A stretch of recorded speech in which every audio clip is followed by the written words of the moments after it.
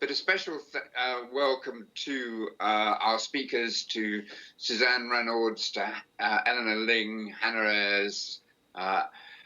Abhishek and Marion, are you going to do some introductions and explain about Lakshmi and Ashok's and their role in your kind of project at some point? Yeah. We just take a couple of minutes at the beginning, maybe. Okay. Yeah, that'll be it. Yeah. Okay, great. Just for those of you who are new to the memory group, we've had a series of meetings. It was a group started largely by graduate students who've increasingly grown up and become postdocs and one thing and another. And the aim was to look at a whole range of issues around memory.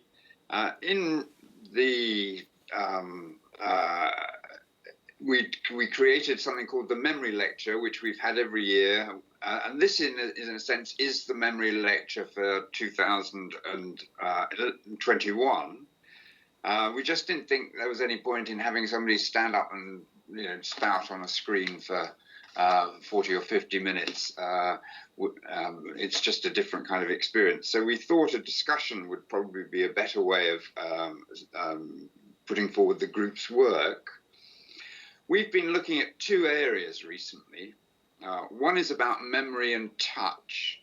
And we started by reading a piece that made a case for the experience of touching an object while talking about one's past, where that object relates to the past, actually triggers memories for individuals in a way that completely transforms the nature of kind of oral history interviews. So that got us thinking about questions of touch and the way in which they kind of play into a more bodily understanding of what memory is really about. That it's not simply a kind of bit in the brain that has a picture of what happened. It's that tactile and bodily senses are absolutely core to many people's kind of memory experiences. And that ties up with the second thing that we were looking at, which was, before I get the second thing. So one thing that we looked at was the Joshua Oppenheim's film, The Act of Killing, which is about getting people to recreate the killings they were engaged in the 1960s in Indonesia. And that film really conveys a sense of the way in which enactment begins to produce a different kind of response from the individual in a way that simply talking about things doesn't kind of work.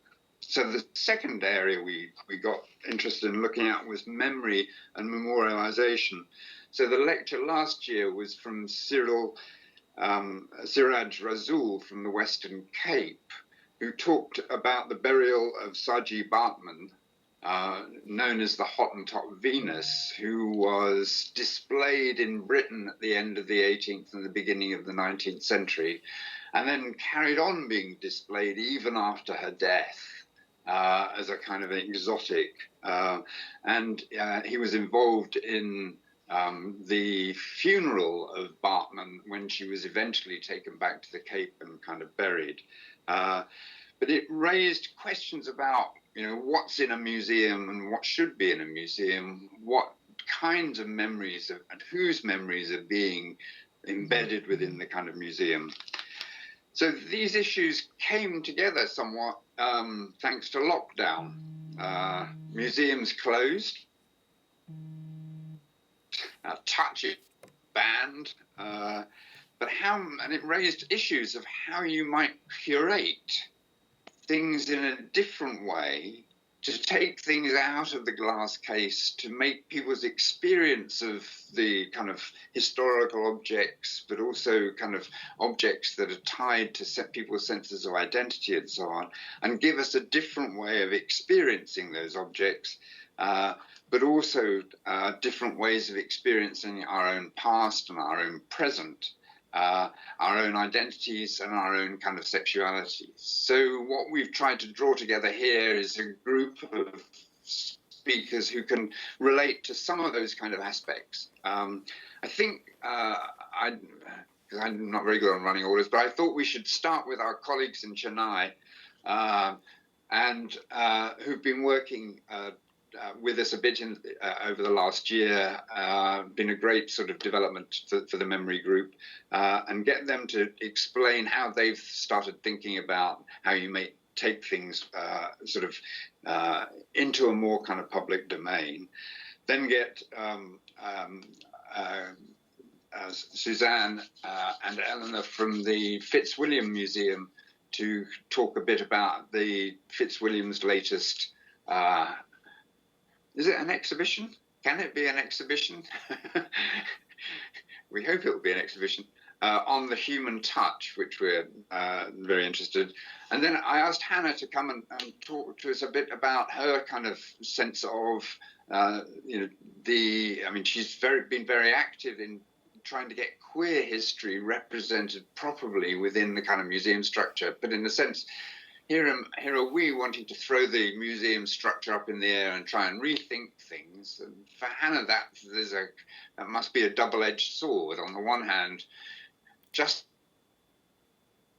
get your foot in the door, change everything, and on the other hand, maybe changing things actually is the right way to kind of go about it. So that's the way in which the morning will kind of pan out, and I hope there'll be plenty of time for questions and for discussion.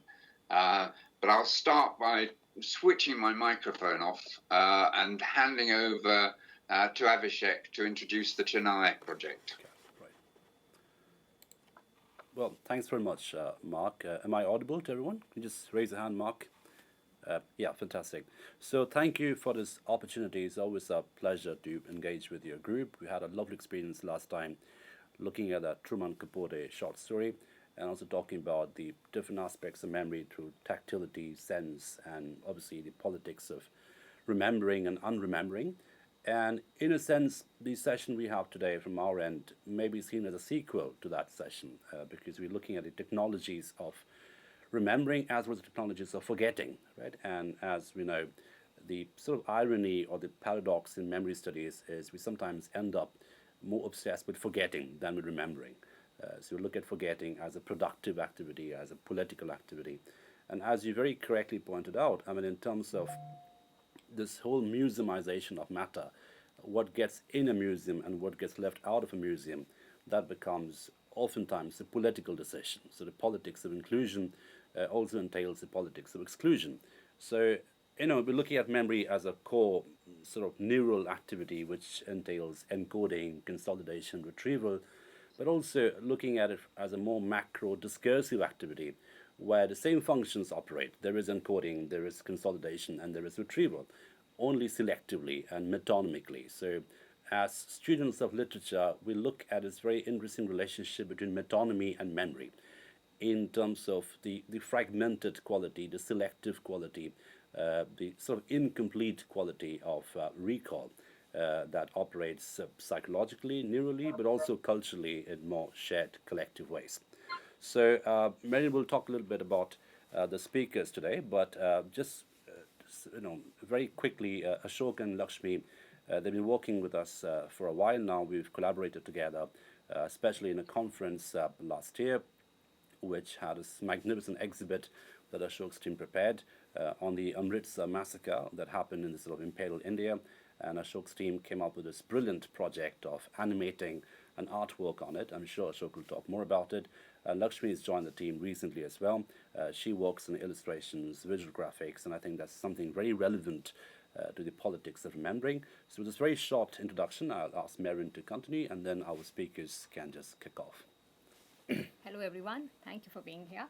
So we at the Center for Memory Studies, we look at the process of curating as a very fluid process in which interaction, immersiveness and experiential reality are in dialogue with each other.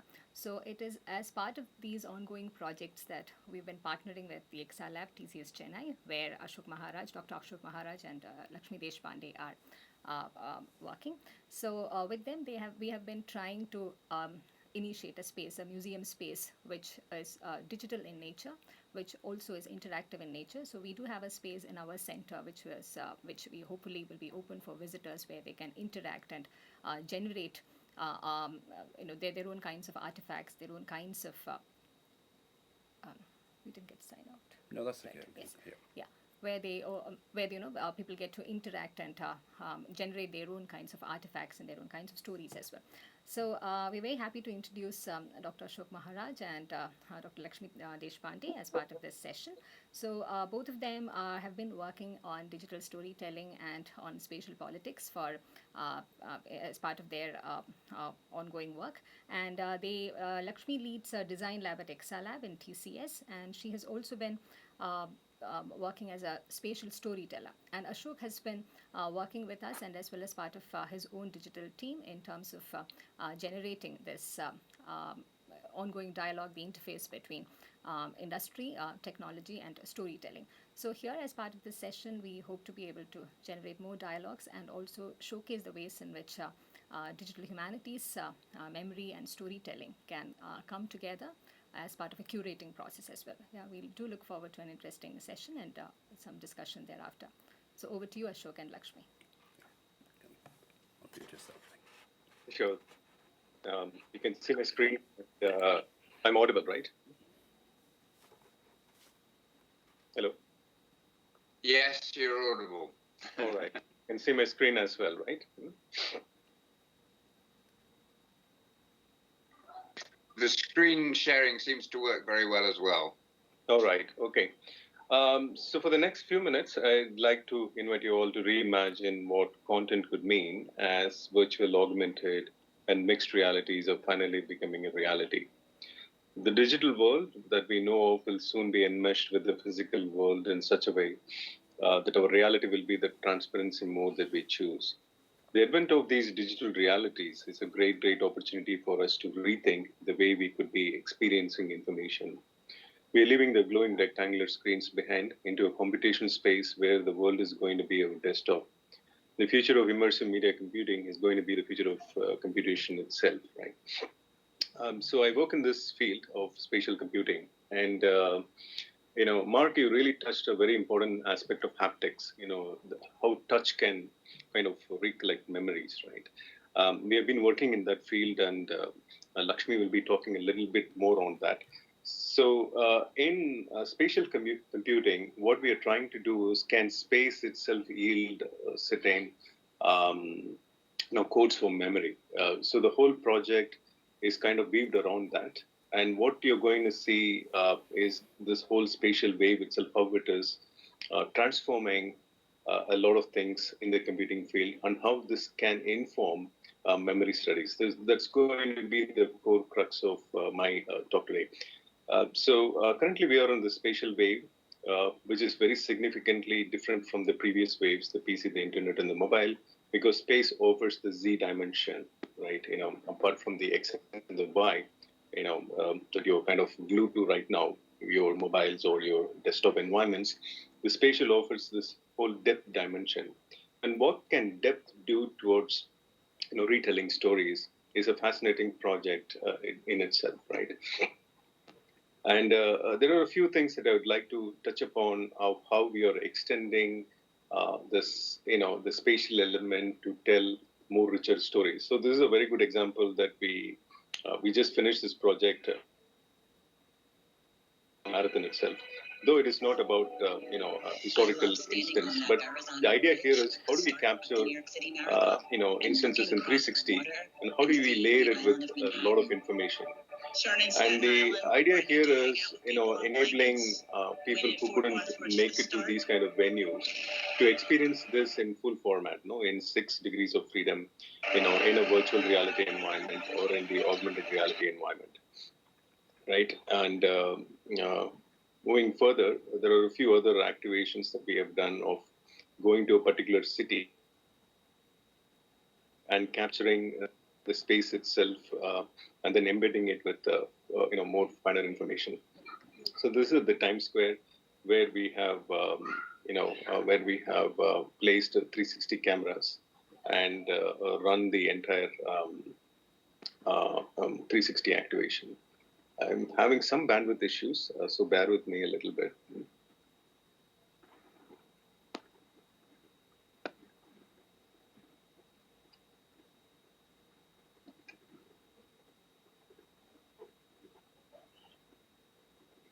So what we did was we placed these 360 cameras in certain city locations, and then we were able to embed a lot more multimedia content on the 360 space itself, right? And for us, having done the entire 360 capture, the medium itself becomes easier for us to work with, to layer it with multiple stories. So the same 360 image can be recaptured for a lot more other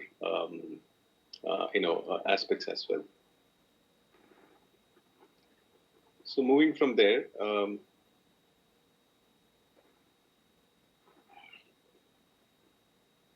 this is another project that we are currently looking at of how we can bring 360 experiences to actually see some products, right? This could be a museum space.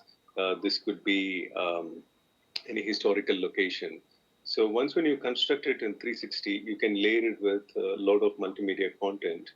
And you can also use some technologies like web augmented reality, where you can place certain digital assets in your own living space, and you can take a look at it, right?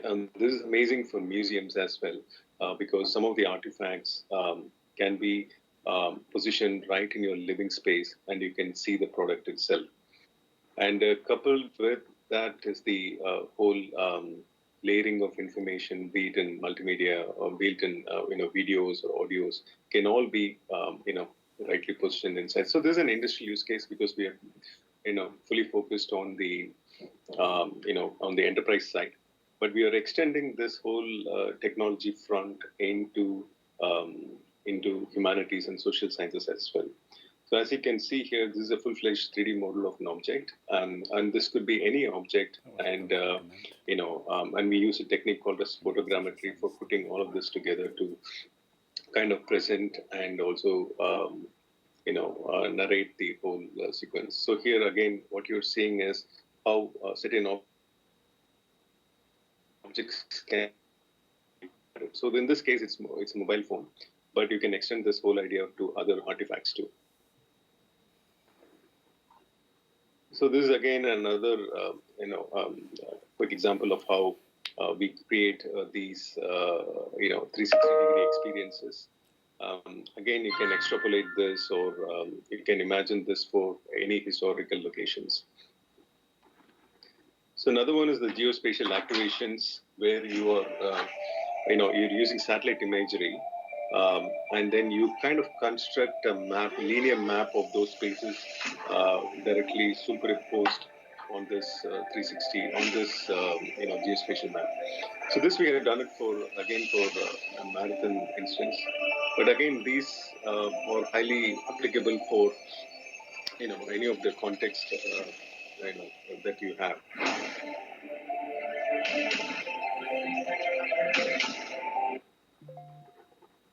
Moving further, in talking about spaces, is it possible to precisely locate digital objects in an actual space?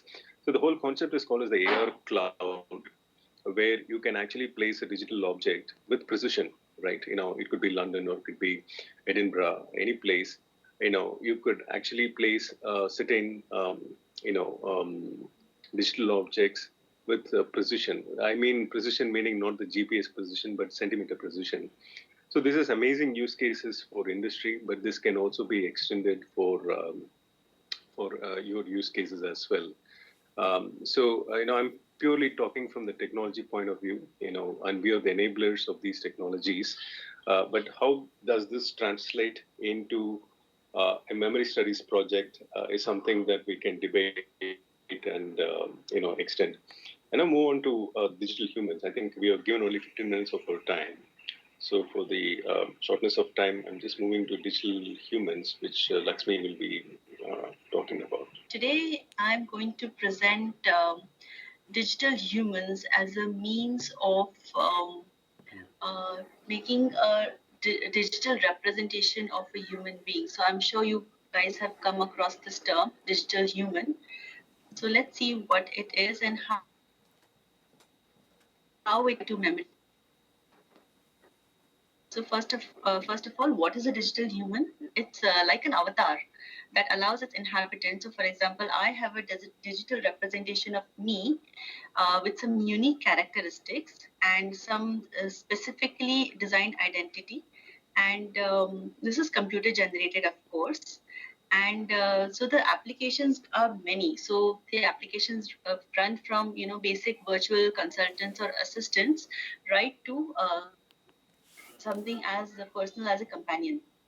And the enablers for digital human that makes it more human-like and more real and more contextual, if I may say, is the artificial intelligence and the chatbots. So all these are enablers and the underlying drivers of what makes an avatar not only appear human but also behave eventually like a human being.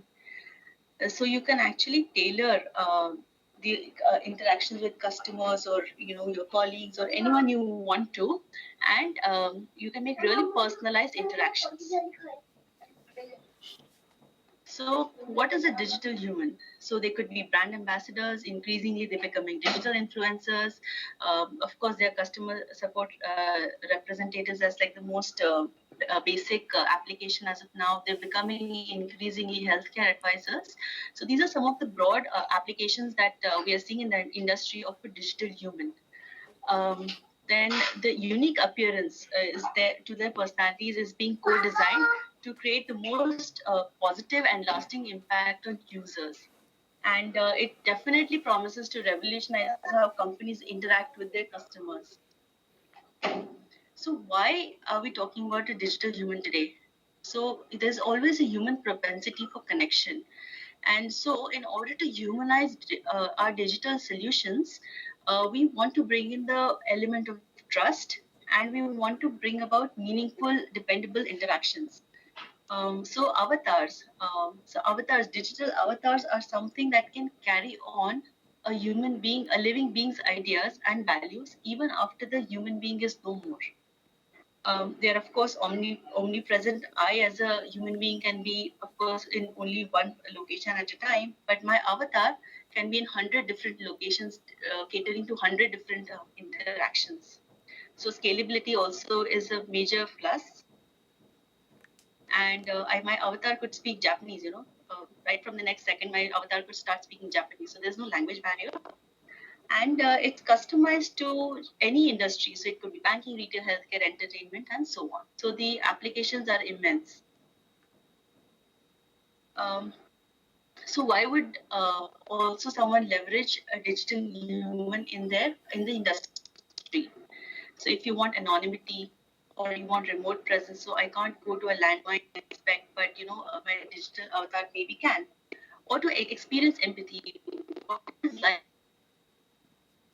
in someone's in being someone a digital body. I could actually experience empathy through that. You have autonomous AI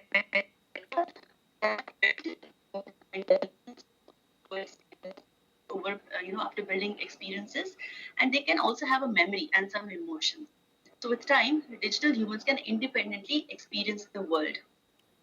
So just like lasting memories, a real person could become timeless by inhabiting a digital human. So if there's a digital human of say me, it can live way beyond 80, 90, 100 years. And if I could still be Lakshmi in this world, 200 years from now. So my ideas and my values could be timeless in this world. So you guys can see my screen, right? So this is the rigs she was talking about, how you create a digital human. So these rigs have around 150 cameras, and we capture these bodies, right? And then the resultant image is a 3D mesh. And then once when we get the mesh, we kind of sculpt it, and then we rig these to get the real person. And so the person is gotten, we kind of construct and add the animation layer. And once when they add the animation layer, you're free to move the bodies as much as you want, right? So it operates just like a physical body. So this is a presence platform where, just like how we are doing the meeting in Teams, we could actually extend this into a 3-dimensional space where, Mark, you can have your own avatar and you can interact with me in 3 dimensions.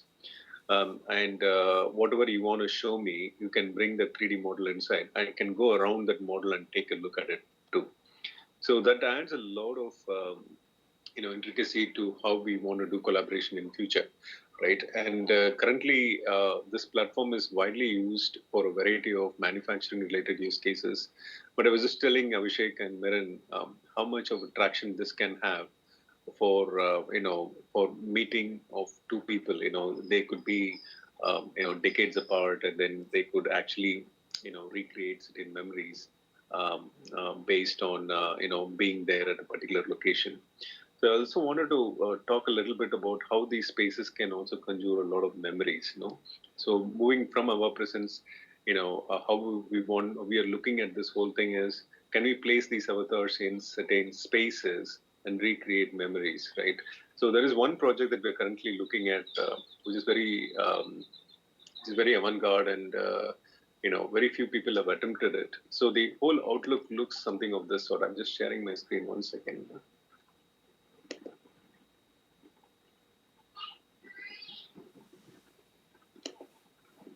You can see my screen, right?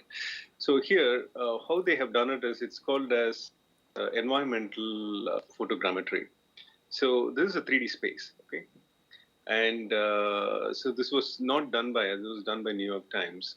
But what we are now trying to do is, once when you create these avatars, we could even recreate a space like this, and then we can put these avatars in, and you can go to every nook and corner of the space and take a look at the objects in this space. So you're kind of doing ethnography in 3 dimensions in some form, right? So this has received a lot of attraction in the Tata Group, and we are trying to recreate the room of JRD, the iconic industrialist of India, and we are trying to retain all the paraphernalia, because they have still stored all of his materials at the Tata archives. So the next project we are thinking about is to recreate this whole space, and then if you want to have a meeting, you can actually have avatars kind of conjure into this particular space, and you can have that meeting. Memory and the digital humans kind of converges into this point, right? So this is the kind of research that we are doing currently, and Abhishek and Merin have been helpful for putting together the philosophical thought process on why we should be doing these kind of things. So I'll stop here. Maybe we can dialogue a bit to see how we can evolve this research project further. Swati Joshi. Hi, thank you so much for organizing this workshop.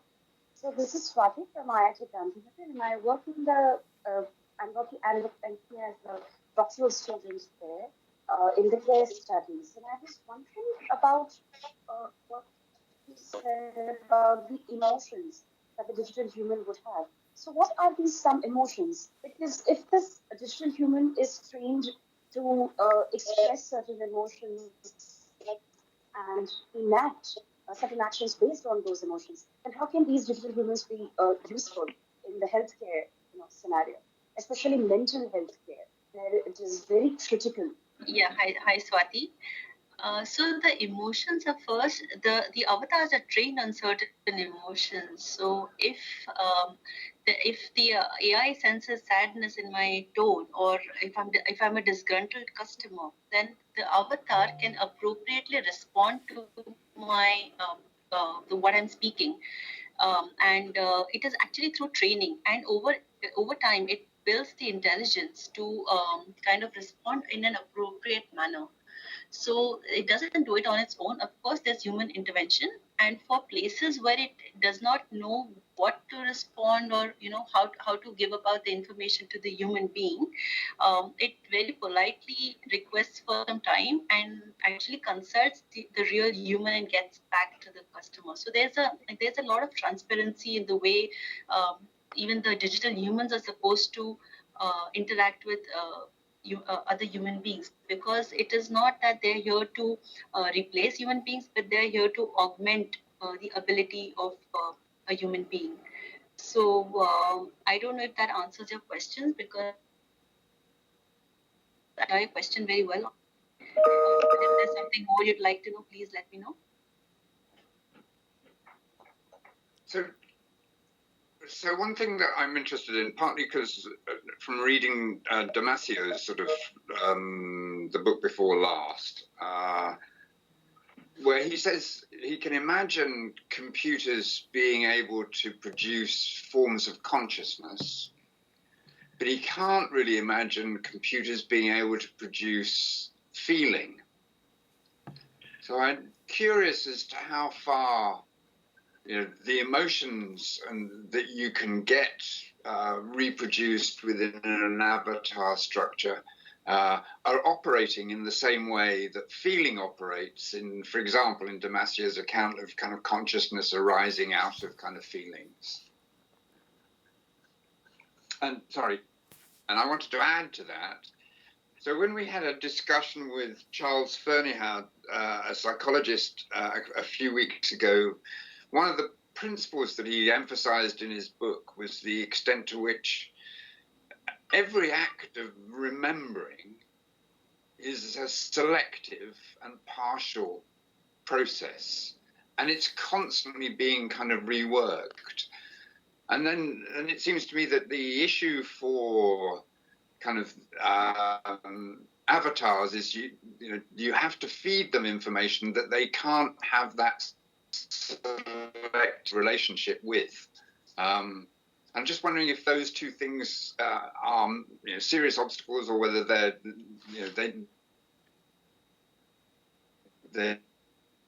way. So right now, I think how avatars are interacting with humans is it's at a very nascent stage. You can still tell that the avatar is not a real human being because of the responses. They seem rehearsed at many points. And when you talk about feelings, the feelings are actually is something that the avatar, not really feelings, but of emotions collected over time.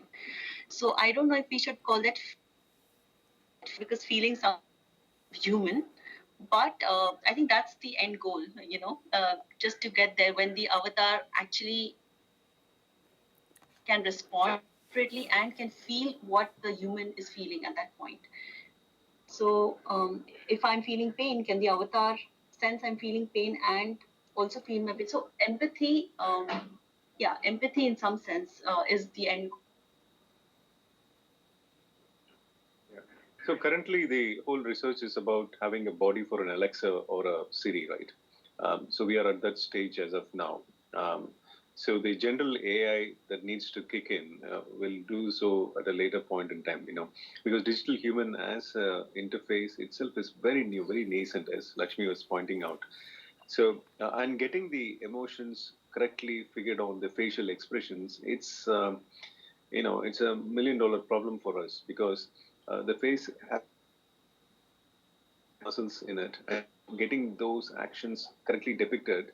Everybody's trying this out. Amazon is trying. Facebook has invested millions of dollars just to get the facial expressions right. So we are nowhere near that. Putting the general AI into these digital humans, but we are getting there. Currently, we have the bodies for the Alexas and the Siris. When Siri started to make its appearance 10 years back, it couldn't pick up my accent or my, what I'm saying. Right now, learning, Siri is amazing. I know I could speak certain, some local, very different accent of English, and it still picks it up, right? And it has evolved over a period of time. Similarly, what we are sensing is these digital humans will also have a very linear trajectory, just like the Siris and the Alexas. And it's a fascinating field to work on. I don't know how can we extend this to memory studies, but we just wanted to kind of place it because this looks really interesting field of research for us. If I could just quickly come in, So Mark. just to add to that, Yeah, sorry, what go first. Rashad just mentioned. Yeah. Yeah, go ahead, Darshan. No, Lakshmi, go first, please. Yeah. So just to end, so we were looking at the timelessness of an avatar and the timelessness of a memory. So how can we, marry the two? So that's that's the area that is of particular interest to us. So how an avatar can live on, and so does a memory. A memory has no shelf life, so to speak. So we were looking at of it. Yeah, that's it from my end. Thanks. Yeah, just very quickly, Mark. I think since you brought up Damasio, and I think that's a really fascinating point. I think the key question boils down to ambivalence, isn't it? The ability to sort of inhabit two valencies together. So, in a very paradoxical sense, the ability to be uncertain, I think that becomes the key over here. Because, as Lakshmi was saying, the way that the machines recognize and interact with human beings is sort of more behavioral in its quality. I sort of respond to something, right? But I think the key quality is to make the machines ambivalent. If you can get there, I think ambivalence as a cognitive category, I think that's probably the $1 million point. You hear the jackpot then. So I think that's probably the end goal, the ability to have two valencies, multiple valencies together, and the ability to produce uncertainties out of the knowledge that you have. I think that's probably the goal. Yeah. Also, very quickly adding, coming from the location of literary studies. So earlier this day, we had a discussion on this hypertext fiction, Patchwork Girl by Shelley Jackson, which is one of the earliest hypertext fiction. So there we can see that the body becomes a memory machine. Yeah. So the body begins to be seen more like a machine with a quality to remember, and it also operates at a site which will connect history, memory, and this continuity. So technology there becomes this platform, this interface where the agents and the components which are otherwise very disconnected and disjointed could be brought together. So I think there's another way in which also we can look at it, rather than looking at the avatar and wondering whether the avatar can imitate the human. We also see the other, it operating in the other sense, like, the body functioning as a machine, as a memory machine, as a machine which replicates history, identity, and the many things that we see around in interesting ways. Yeah, thank you. I really like the idea that the crucial human kind of component is doubt. But Yes. on that note, let's park it and move on to Suzanne and Eleanor from the Fitzwilliam. Okay, thank you, and thank you very much for inviting us. Eleanor's going to share our presentation, I think, and I'm going to kick off. Are you working through the steps, Eleanor?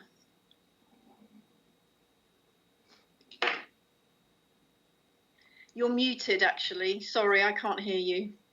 I'll check to see if the PowerPoint works, and if not, we'll revert to the PDF.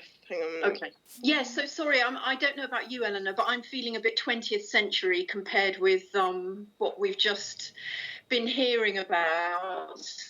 And yeah, a very sort of humanist approach. But here we go.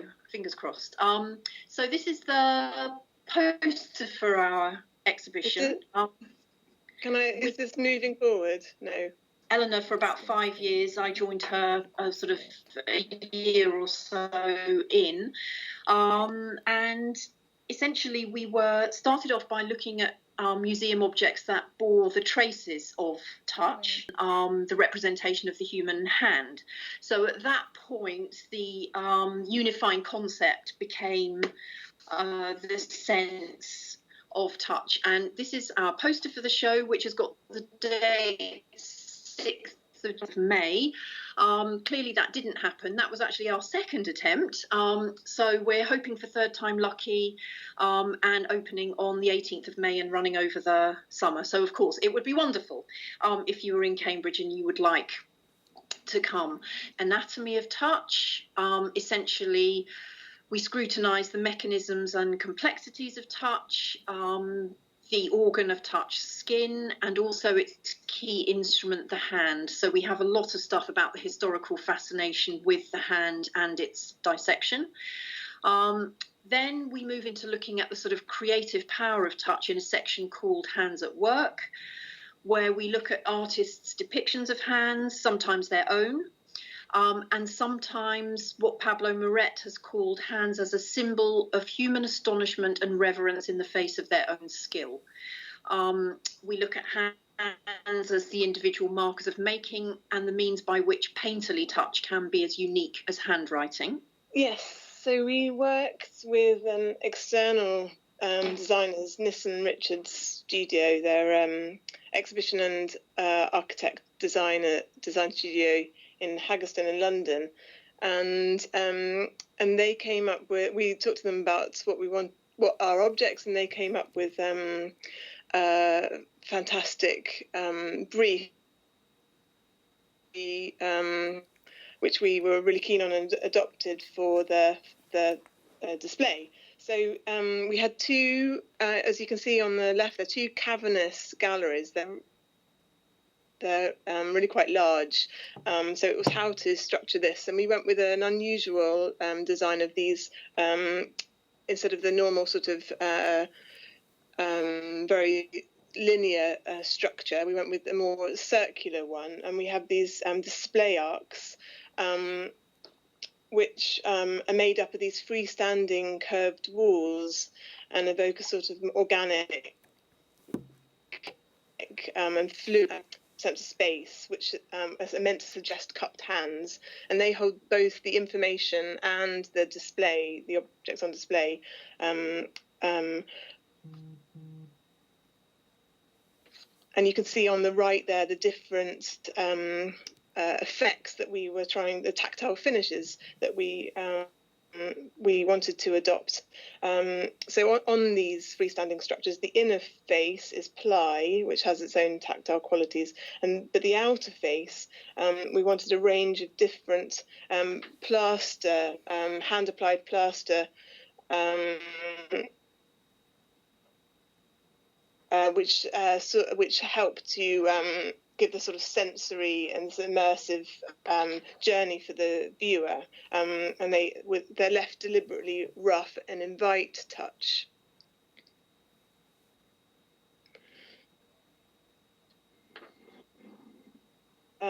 When we started out with the exhibition, we were committed to include haptic elements or haptic stations, where we might have had, for instance, the opportunity to gild devotional objects or replicas of devotional objects, and different bronze finishes to sort of more experimental stations to see which a bronze finish might be more attractive to touch. And at the climax of the show, we were thinking of having a giant touch screen or an arc with thermal paint for visitors to leave their own mark. But COVID, with touch as the vehicle of contagion, meant that we had to abandon that. And instead, graphics became an incredibly important way for us to evoke touch, and for the visitor to have this immersive and sensory journey throughout the show. Important lenders for the show. Yeah, thank you to all the presenters for your really amazing presentations. And I feel they presented so different aspects of the question of how to create memory and what museums may look like or already look like, that they really work really well in their diversity. And also, just picking up on Rodrigo's question, I was, perhaps this is more like a comment, I'm not sure if I can form a coherent question out of this, is how inherent these contradictions are in museums and in memory work in more general.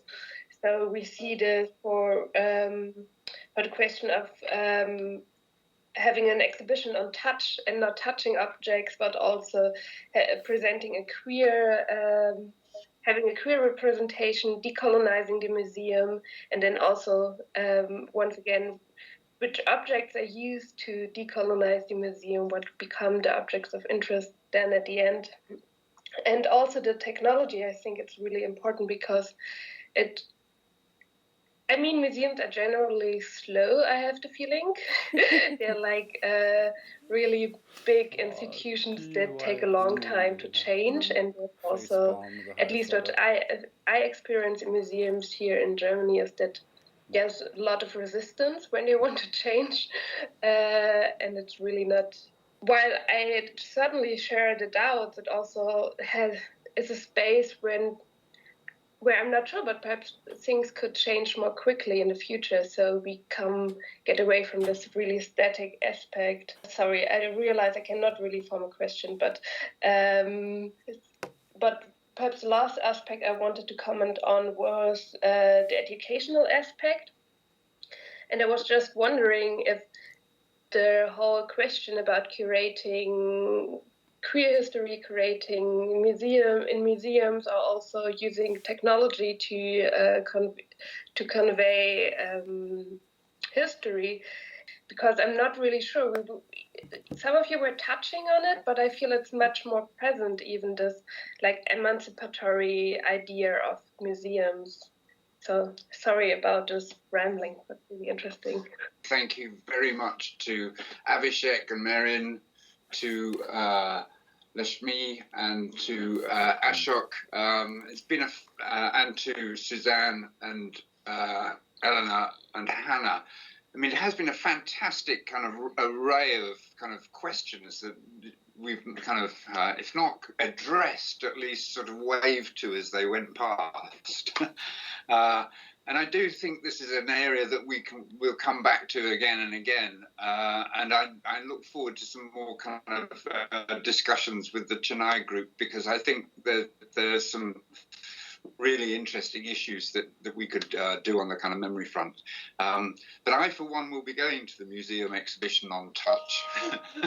I hope by then what you'll have done is created artifacts that you leave lying around, like sort of, coins left on the floor to see how far people hand them in, whether they kind of, just as ways of turning the experience into one that's a tactile one, and as well as a kind of visual one. But I would like us collectively to say thank you very much indeed for your time, for the thought that you put it, and I hope we can stay in touch and continue the conversation in other ways.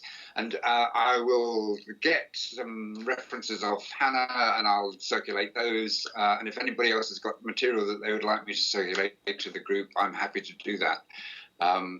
But technically, we should finish. And thank you very much indeed. Thank you very much, Mark. It's been a pleasure. Thank you, all colleagues. Thank you very much. Brilliant. Great. Thanks a lot.